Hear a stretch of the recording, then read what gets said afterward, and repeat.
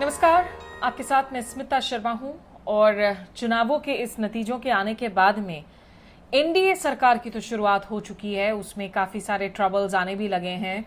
प्रधानमंत्री नरेंद्र मोदी काम पर लग चुके हैं, लेकिन मेरे साथ खास मेहमान जुड़ रहे हैं बातचीत करने के लिए। और इनकी जो जीत रही असम में, ये एक प्रेस्टीज बैटल के तौर पर इसे देखा जा रहा था। गौरव गोगोई कांग्रेस के, इनके और असम के मुख्यमंत्री हिमंत बिस्वा शर्मा के बीच में, जो कभी कांग्रेसी हुआ करते थे, बाद में उनके रिश्ते पूरी तरह से बिगड़े। और गौरव गोगोई ने जिस तरीके से जोरहाट पर लगभग 1.5 लाख वोटों से जीत हासिल की है, तो सबसे पहले तो कंग्रेचुलेशंस गौरव। धन्यवाद धन्यवाद और शुभकामनाएं जानी भी चाहिए जोरहाट के लोगों की तरफ कि उन्होंने हमको जिताया है, उन्होंने ये निर्वाचन पे नेतृत्व लिया है और उन्हीं के मुद्दों के साथ हम इस निर्वाचन में जुड़े। आपने जिस प्रकार से अपने शुरुआत में कहा, ये हमारे लिए कोई व्यक्तिगत लड़ाई नहीं थी, ये हमारी लड़ाई थी जोरहाट के लोगों के हक और अधिकार और उनके सपनों के लिए। इसके पहले तक आप कालियोबोर सीट में थे और डिलिमिटेशन की वजह से उस सीट में बदलाव आए, तो जोरहाट जो आपके पिताजी लेट मिस्टर तरुण गोगोई का सीट हुआ करता था। लेकिन इन चुनावों की खास बात यह है कि इसे खुद बीजेपी के नेता भी ऐसे देख रहे हैं कि एक तरीके से आप अपने पिता के शैडो से उभरे हैं। ये कितनी टफ बैटल थी आपके लिए, और आपको लगता है कि Gaurav Gogoi has won this election on his own this time? देखिए स्मिता जी, एक प्रकार से ये मेरे प्रोफेशनल करियर में सबसे मुश्किल घड़ी थी, क्योंकि मेरे पास चुनाव के लिए ज़्यादा दिन नहीं थे, लगभग 30 दिन थे। मेरा पुराना क्षेत्र डिलिमिटेशन में ख़त्म हो चुका था, लेकिन पार्टी ने जब उनकी सीईसी मीटिंग मार्च में हुई, तब जाके मुझे दिशा दी कि जोरहाट से हमको खेलना है। तो बहुत कम समय था, और ये अगर आप हमारे संगठनिक शक्ति को देखें तो काफ़ी कमज़ोर थी, क्योंकि इसके 9-10 विधानसभा में सिर्फ 2 ही कांग्रेस के विधायक थे। और जिस निर्वाचन से कुछ ही हफ्ते पहले जो वहाँ के वरिष्ठ लोग थे, वो और कांग्रेस पार्टी को छोड़ के भाजपा में शामिल हो गए। तो ना हमारे पास समय था, ना संगठनिक जो ताकत होनी चाहिए, शक्ति होनी चाहिए, वो नहीं थी। तो ये मेरे लिए बहुत ही कठिन घड़ी थी, जहाँ पे मैंने अपने पिताजी के अनुपस्थिति को काफ़ी करीबी से महसूस किया।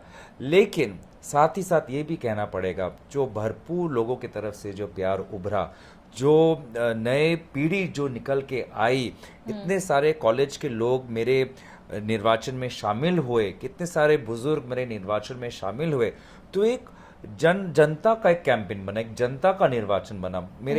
मेरे निर्वाचन के लिए कॉलेज के छात्र खुद गाना बनाकर, कैंपेन के गाने बनाकर वो प्रचार करते थे। हमारे कैंपेन के लिए बुजुर्ग लोग खुद अपने अपने गलियों में जाकर, बिना उनसे कहे हुए, वो पार्टी के लोग नहीं हैं, लेकिन इस निर्वाचन में इतने सारे अराजनीतिक कांग्रेस पार्टी से दूर विभिन्न लोगों ने आकर हमें मदद की। तो इतना जो प्यार मिला, ये सचमुच में मेरे लिए एक स्मरणीय निर्वाचन रहा। और जो मैंने सोचा कि बहुत ही नज़दीक निर्वाचन रहेगा, 1.5 लाख का व्यवधान यही कहता है कि लोगों ने स्पष्ट बहुमत हमको दिया है। आप कहते हैं कि ये व्यक्तिगत लड़ाई नहीं थी, लेकिन हिमंत बिस्वा शर्मा जब उन्होंने कांग्रेस छोड़ा था, अटकलें यही थी कि कहीं ना कहीं वो खुद को शायद इस एक सक्सेसर के तौर पर देखने लगे थे तरुण गोगोई जी के with in the state unit. लेकिन वहां पर जो है आपकी मौजूदगी हो गई, तो he started taking you as the personal competition. और उनके जो बयान भी लगातार आ रहे थे, उन्होंने तो ये तक कह दिया था कि शायद लोग राइनोस की रैली अटेंड कर लेंगे, प्रियंका गांधी की रैली अटेंड नहीं करेंगे।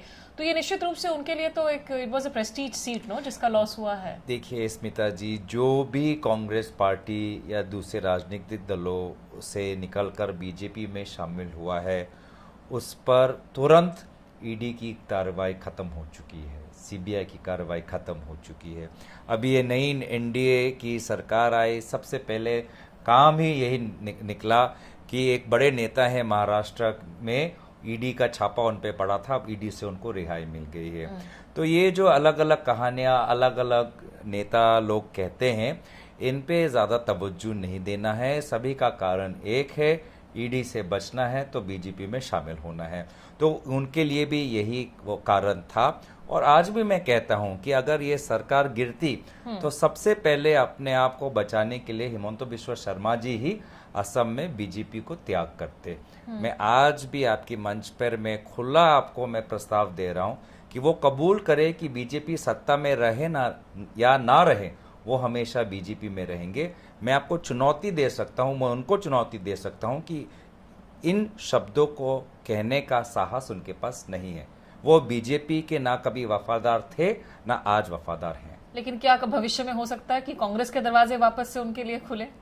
देखिए, उन्होंने जिस प्रकार की टिप्पणियां रखी है और जिस प्रकार की सांप्रदायिक बातें उन्होंने इस निर्वाचन के प्रचार में उन्होंने व्यक्त किए हैं, कांग्रेस पार्टी उनके लिए उचित नहीं है। और ये तो मैं श्रेय राहुल गांधी जी को देना चाहूंगा कि जब हिमंता बिस्वा शर्मा जी कांग्रेस में थे और असम में कांग्रेस का नेतृत्व लेना चाहते थे, तो वही राहुल गांधी जी की सूझबूझ और दूरदर्शी सोच थी कि उन्होंने हिमंता बिस्वा शर्मा जी के व्यक्तित्व में कांग्रेसी जो आदर्श नहीं है उसका उन्होंने आकलन ठीक से किया।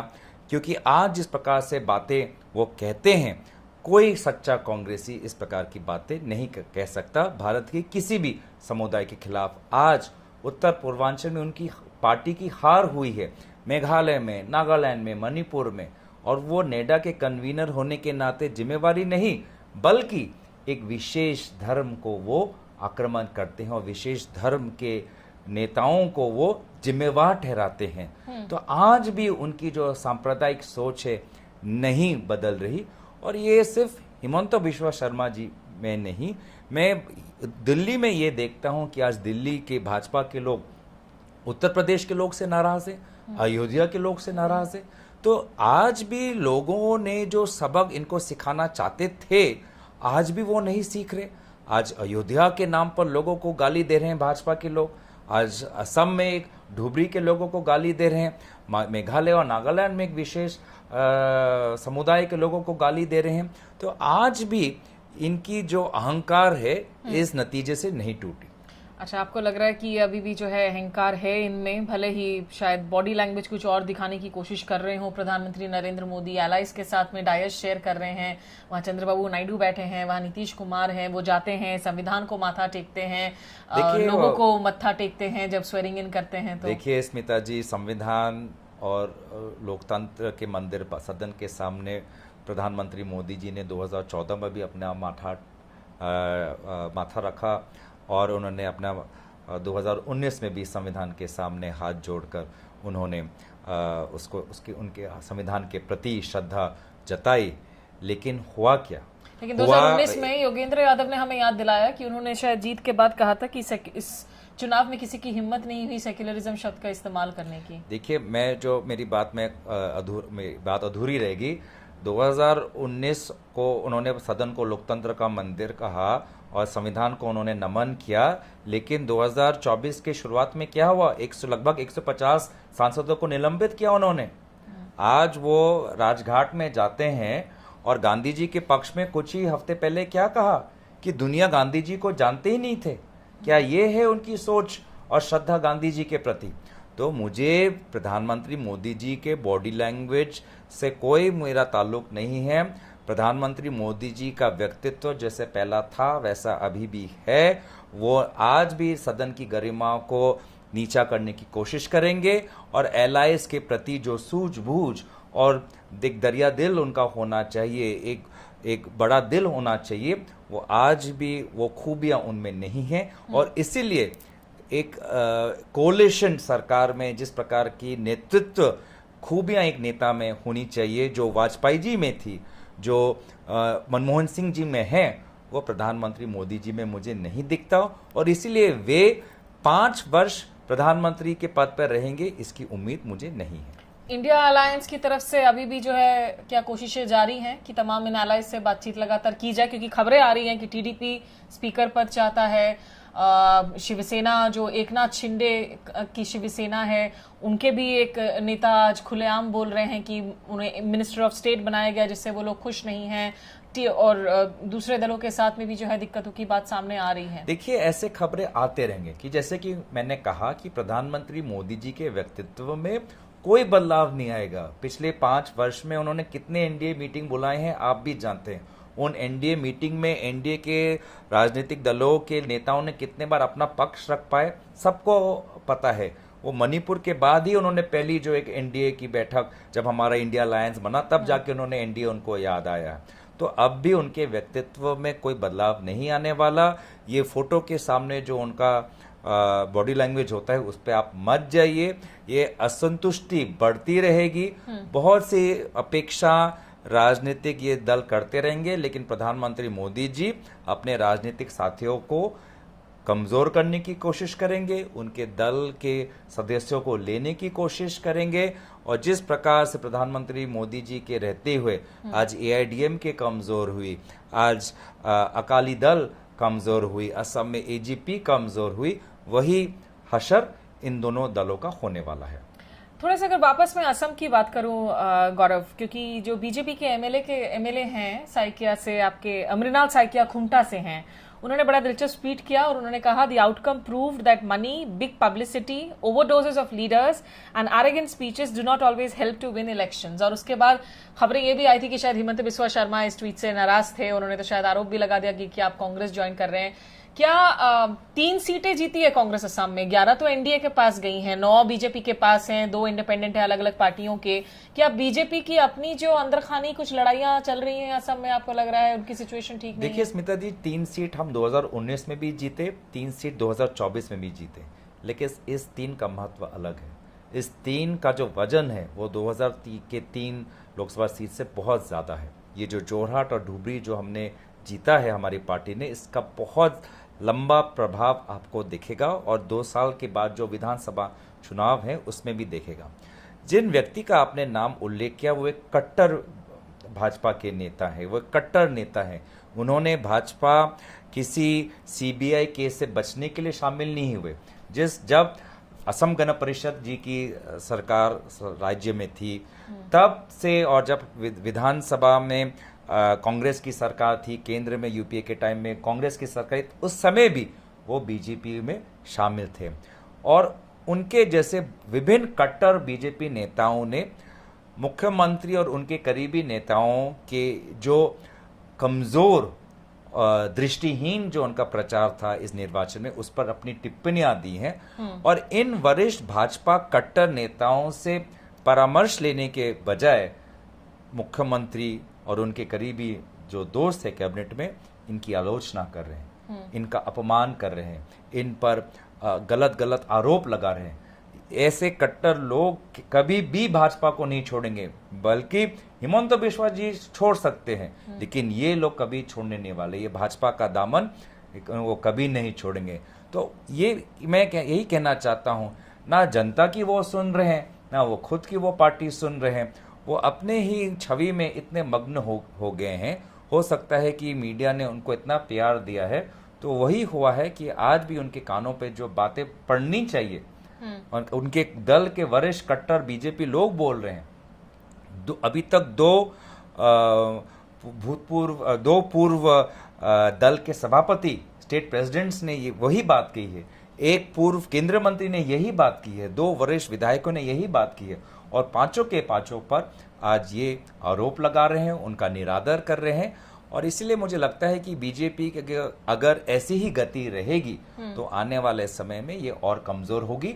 और ये सिर्फ असम में भी नहीं, चारों तरफ अगर आप देखें, महाराष्ट्र में भी देखें, तो नाराजगी का एक बहुत बड़ा कारण है कि भाजपा आज अपने ही जो कार्यकर्ता हैं उनका निरादर करते हुए अलग अलग दल से नए नए नेताओं को लेकर उनको बड़े बड़े पद, उनको बड़े बड़े टिकट दिए जाते हैं। ये जो अलग दल है उसमें तो कांग्रेस भी शामिल है ना, कांग्रेस के इतने नेता जा रहे हैं बीजेपी के पास में, तो कांग्रेस के नेता भी तो नाराजगी बार बार जाहिर करते हैं कांग्रेस लीडरशिप को लेकर। देखिए, कांग्रेस में कांग्रेस नेतृत्व का समुंदर है।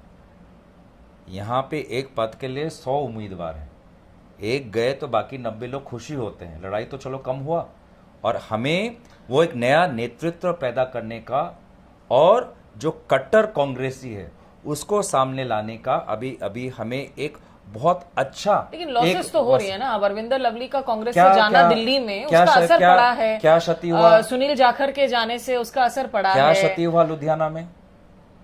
क्या क्षति हुआ असम में? जो वास्तविक कांग्रेसी नहीं है, जो ईडी के साथ नहीं लड़ सकता, तो इनकम टैक्स से नहीं लड़ सकता, जो कांग्रेस के आदर्श के साथ वफादारी नहीं निभा सकता, आज की इस परिस्थितियों में हमें कट्टर कांग्रेसवादी चाहिए। हम तो आज भी कह रहे हैं कि ये लोग जो अभी भी हैं डरपोक हैं। अगर जाना है बीजेपी में तो खुल्लम खाम जाएं। कांग्रेस में बीजेपी का दामन क्यों पकड़ कर बैठे हुए हैं? अगर इतना ही साहस है तो जिसको जाना है तो जाए। पर आज यहीं पे रहेंगे, का नमक कांग्रेस का भी खाएंगे, नमक भाजपा का भी खाएंगे। ये तो व्यक्तित्व की कमजोरी हुई। वफादारी हो किसी के प्रति, चाहे भाजपा का हो चाहे कांग्रेस के प्रति हो, स्पष्ट होना चाहिए। यही एक व्यक्ति की व्यक्तित्व की पहचान होती है। कांग्रेस 52 से 2019 में आज की तारीख में अपने बलबूते तो खैर 98 पर आई, फिर 2 और सपोर्ट मिला आपको, विकास पाटिल का, पप्पू यादव का, तो 100 पर हैं आप लोग। यहां से आगे कांग्रेस और छलांग कैसे मारेगी आने वाले चुनावों में? आपको लग रहा है कि जो कांग्रेस की वॉर क्राई एक तरीके से होनी चाहिए, वो विचारधारा की ही रहेगी, वो ऑल्टरनेट इकोनॉमिक प्रिंट की रहेगी? लीडरशिप क्या अभी तक जो रिलेक्टेंट छवि रही है राहुल गांधी की कि वो पोजीशन नहीं लेते हैं, लीड कर रहे हैं लेकिन पोजीशन ऑफ पावर नहीं ले रहे हैं, क्या वो बदलने की कोई उम्मीद है? जिस प्रकार से 2022 के चिंतन शिविर के बाद, जब वास्तविक में हम चिंतित थे इसलिए चिंतन शिविर में हमने भाग लिया, उसके पश्चात आज इस कड़ी तक हम पहुंचे हैं कि इंडिया गठबंधन और एनडीए गठबंधन के बीच सिर्फ 30 सीटों का ही फर्क है। तो जिस प्रकार से हमने डटकर Bhajpa, income tax, ED, CBI, एक विशेष मीडिया का इकोसिस्टम, एक विशेष इलेक्शन कमीशन, जिस प्रकार से हमने सामना किया है, सड़क से लेकर सदन तक विभिन्न विधानसभा में अपनी जीत जताकर, हार भी हुई है। इस बीच में राहुल गांधी जी का घर भी छीना गया, उनकी पार्लियामेंट की सदस्यता भी छीनी गई, उनको ईडी के घंटे ऊपर उनका सवाल का उत्तर देना पड़ा। इसके पश्चात भी हम डटे रहे। आज भी इस निर्वाचन में मंगलसूत्र के विषय पे नहीं, लेकिन अग्निवीर, जाति जनगणना, चाहे बेरोजगारी और महंगाई हो, चाहे महालक्ष्मी हो, इन विषयों पर हमने जो मुहिम छेड़ी, इसी विषय के कारण लोगों ने हमको समर्थन दिया। और आने वाले सदन में यही करेंगे कि आज नीट के परीक्षा के दौरान बच्चों के साथ जो अन्याय हुआ है उसका सच्चाई हमें चाहिए। स्टॉक मार्केट के उतार चढ़ाव में प्रधानमंत्री मोदी जी, गृह मंत्री अमित शाह जी के बोलने के पश्चात बहुत से आम भारतीय नागरिकों ने स्टॉक मार्केट में निवेश किया, और फिर वो पूरा का पूरा मंडे जब रिजल्ट आया 4 जून का, उनका पैसा उन्होंने खोना पड़ा। इसको लेकर हम अपनी बात छेड़ेंगे। लोकतंत्र और संविधान आज भी हमारे लिए महत्वपूर्ण विषय रहता है। और जहाँ तक निर्वाचन की बात है, जो इस साल के निर्वाचन है, जो अगले साल बिहार में निर्वाचन है, जो आज से 2 साल बाद असम, मणिपुर में निर्वाचन है, सभी में हम अभी से तत्परता से लगे रहेंगे। हमारे लिए हमारी मुहिम पर शुरुआत हुई है और मैं सड़क का आंदोलन भी जारी रहेगा, भारत जोड़ो यात्रा भी जो है आपको अलग ये एक मुहिम है, क्योंकि अभी तक भाजपा में कोई बदलाव नहीं आएगा। वो अपनी नफरत की राजनीति करेंगे, वो सदन को कमजोर करने की कोशिश करेंगे, वो मीडिया पर दबाव बनाएंगे, वो ईडी का दुरुपयोग करेंगे, अपने राजनीतिक दलों, अपने साथ राजनीतिक दल जो हैं या विरोधी राजनीतिक दल, इनको कमजोर और तोड़ने की कोशिश करेंगे। तो जिस प्रकार से उनकी भी मुहिम तत्पर रहेगी, हम भी अर्जुन की तरह हमारा जो लक्ष्य है भारत के संविधान, लोकतंत्र और सामाजिक न्याय देना, हम भी अपने लक्ष्य पर अटल रहेंगे। जस्ट आखिरी 2 क्वेश्चंस, क्योंकि एक बार असम की तरफ वापस जाऊंगी। 2009 से जहां जीत रहे हैं एआईयूडीएफ के बदरुद्दीन, उनका हार जाना, उसकी क्या मैसेजिंग जा रही है? और भले वो असम में बंगाली मुस्लिम्स हो या इंडिया में आज की तारीख में अल्पसंख्यकों का हो, मुस्लिम कंसोलिडेशन हो, आपको लग रहा है कि काफी लोग जो शायद वेलफेयर स्कीम्स की वजह से कुछ बीजेपी की ओर गए थे, लेकिन आज की तारीख में एक वापस जो है कांग्रेस, राहुल गांधी, इनको देख रहे हैं as leadership for voicing basically their concerns? देखिए, चाहे उत्तर प्रदेश के अयोध्या हो या असम में ढुबरी हो, हर धर्म के हर वोटर आज कट्टरपन को नकारा है और वास्तविक विषयों को समर्थन किया है। इसलिए वाराणसी में प्रधानमंत्री मोदी जी ट्रेलिंग थे, वो बस कुछ ही वोट से जीते। अगर आप रायबरेली में देखें, राहुल गांधी जी 3 लाख से ज़्यादा वोटों से जीते हैं, वहीं तो मोदी जी तो 7वें राउंड तक पीछे चल रहे थे, लगभग सिर्फ 1.5 लाख से वो आगे निकले हैं, वो भी प्रधानमंत्री डबल इंजन की सरकार होने के पश्चात। तो चाहे ढुबरी हो, वहां पर भी एक विशेष धर्म के लोग, उनकी 90% से ज़्यादा उनकी संख्या की वहां पे लोग हैं, उसके पश्चात भी उन्होंने सांप्रदायिक राजनीति के खिलाफ वोट दिया है। तो मैं अयोध्या और ढुबरी के लोगों के विवेक का नमन करता हूं कि उन्होंने समाज इस प्रकार के सांप्रदायिक भड़कावे में न आके, सांप्रदायिक विषयों में न घुसकर, उन्होंने जो वास्तविक विषय हैं उन्होंने उस पर स्पष्ट अपना समर्थन दिया है, जनादेश दिया है, और जिसका हमें आने वाले समय में असम में इस पर और भी हमें काम करना है, गौर करने की कोशिश। भारत न्याय यात्रा लेकर कांग्रेस मणिपुर भी पहुंची थी, वहां पर दोनों सीटें कांग्रेस को मिली भी हैं। आज मणिपुर में वापस से 3rd-4th round of ethnic conflict देखने को मिल रहा है, जिसका स्पिलओवर हो रहा है असम में। असम के बॉर्डर्स को बंद करने की खबरें आ रही हैं। मणिपुर की प्रॉब्लम कैसे सुलझेगी गौरव? राजनीतिक नेतृत्व और राजनीतिक जिम्मेवारी, क्या बदलाव आया है राजनीति में? मणिपुर में किसी प्रकार का राजनीतिक नेतृत्व में परिवर्तन नहीं। उसी मुख्यमंत्री पर विश्वास जिसके नेतृत्व के अंदर के रहते हुए लगभग 60,000 लोग बेघर हुए, लगभग 100 से ज़्यादा लोगों की मृत्यु हुई, और लगभग 1 साल हो गया है और आज भी लोग एक दूसरे पर गोली चला रहे हैं।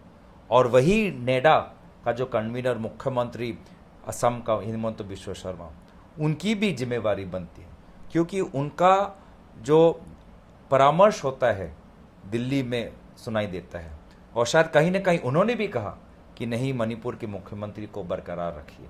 तो इन दोनों की जो स्थिति आज भी जो अटल है, मुझे तो कभी कभी संदेह होता है, कई कुछ अफवाहें आती हैं स्मिता जी, कि उत्तर पूर्वांचल में जितना भी ये माफिया है, जितने भी ये अंतर्राष्ट्रीय सीमा से जो विभिन्न अवैध चीजें, अवैध व्यापार हो रहा है, उसमें दिल्ली में अवैध व्यापार हो रहा है। सुपारी अगर मैं नाम बोलूं तो उसमें दिल्ली में बैठे हुए एक बहुत ही शक्तिशाली मंत्री का रुचि और उनका मन लगा हुआ है, जिसके कारण मणिपुर के मुख्यमंत्री और असम के मुख्यमंत्री को राजनीतिक सुरक्षा मिल रहा है, पॉलिटिकल प्रोटेक्शन मिल रहा है। और शायद यही अफसोस की बात है, जो दल राष्ट्रीय सुरक्षा की बात करते हैं, ना खाऊंगा ना खाने दूंगा की बात करते हैं, आज बर्मा से जो सुपारी आ रहा है या जो अवैध जो वहां पे व्यापार चल रहा है, उसमें कुछ दिल्ली में बैठे हुए शक्तिशाली भाजपा के मंत्री, उनका मन लगा हुआ है, जिसके कारण आप सुन रहे हैं ये स्पेक्यूलेशंस हैं, शूटिंग इन द डार्क है, या कोई एविडेंस है इस पर? मैं तो सुन रहा हूं। जब मीडिया अपनी वास्तविक में इन्वेस्टिगेटिव जर्नलिज्म करेगी और तथ्य निकालेगी, क्योंकि इन्वेस्टिगेशन कैसे करना है वो पत्रकारों को ज्यादा पता है, तो पत्रकार जब में इतनी साहस आएगी कि ये जो बातें जो सब कह रहे हैं तो उसका प्रमाण निकाल पाएंगे। देखिए, एक पत्रकार एजेंसी ने मुख्यमंत्री के परिवार पे, जो असम में जो इतने वो बीघा माटी ले रहे थे, उन्होंने निकाला और हमने उस पर हमने अपनी बात रखी, स्पष्टीकरण से रखी। अब मेरे आवाज़ को दबाने के लिए मुख्यमंत्री के परिवार ने हम पे डिफेमेशन केस लगाया ताकि आवाज़ दब जाए। राजनीतिक रूप से वो हमारा सामना नहीं कर पाए, आवाज़ को बंद कर पाए, इसलिए मुख्यमंत्री और उनके परिवार ने जो एक सेंट्रल गवर्नमेंट की स्कीम की सब्सिडी को लेके जो बात छेड़ी मैंने, उससे वो डरे, पीछे हटे, इसलिए डिफेमेशन का केस लगाया। डिफेमेशन का मतलब ही है कि उस पे बात की सच्चाई नहीं, उसको बात को छुपाना चाहते हैं। तो आप जब पत्रकार, आप नहीं, जब पत्रकार समाज जो मैं बात कह रहा हूँ उसकी सच्चाई निकालने की जो साहस करेंगे, तो उस पर हम और स्पष्टीकरण बोलेंगे। आखिरी सवाल गौरव, क्योंकि आपकी जो आवाज़ है वो बहुत मजबूत आवाज़ है ऑपोजिशन बेंचेस से, आपके स्पीचेस को बहुत अप्रिशिएट किया जाता है, धुआंधार आप स्पीचेस देते हैं। पार्लियामेंट में इस बार जब लॉ मेकर्स की संख्या ज़्यादा होगी, जवाबदेही बढ़ेगी सरकार की, संसद ठीक से चल पाएगा, या लॉक जैम्स और भी ज्यादा तेज होंगे, लॉक जैम्स जारी रहेंगे, और आप अपनी भूमिका संसद के अंदर कैसे देख रहे हैं? देखिए, जैसे कि मैंने कहा स्मिता जी, कि मैं प्रधानमंत्री मोदी जी के राय में मैं कोई फर्क की अपेक्षा नहीं करता। वो इससे पहले भी जैसे सदन चलाते थे, चाहे उनकी संख्या कम हुई है, वो वैसे ही चलाएंगे, क्योंकि उनको यही रास्ता जानते हैं।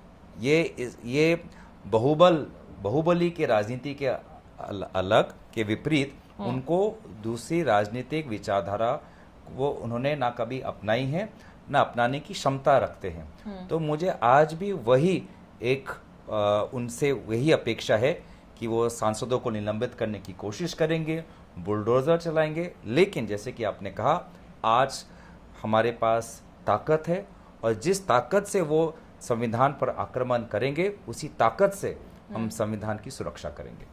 चलिए, बहुत शुक्रिया आपका गौरव गोगोई, आपको हमारी शुभकामनाएं। संसद के अंदर लोगों की आवाज जो है आप बनते रहिए और मुद्दों को उठाते रहिए। धन्यवाद। बहुत शुक्रिया आप लोगों का भी हमारे साथ इस चर्चा में जुड़ने के लिए, और इसी तरह की और बातचीत को आप तक पहुंचाते रहूंगी। मेरे YouTube station Smita Sharma journalist को सब्सक्राइब करना और बेल नोटिफिकेशन को प्रेस करना ना भूलें। नमस्कार।